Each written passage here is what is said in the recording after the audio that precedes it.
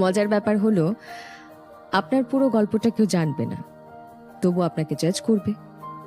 কথা না বললে ভাববে অ্যাটিটিউড, না মিশলে ভাববে অহংকারী, আর একটু মিশুকে হলে ভাববে গায়ে পড়া।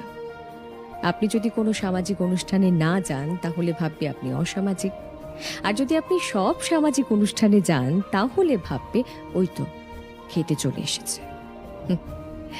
অনুভূতি নিয়ে গদগদ হলে ভাববে ঢং, আর অনুভূতি প্রকাশ না করলে ভাববে পাথর। পাবলিকলি কোনো একটা ভালো কাজ করলে ভাববে শো অফ করছে।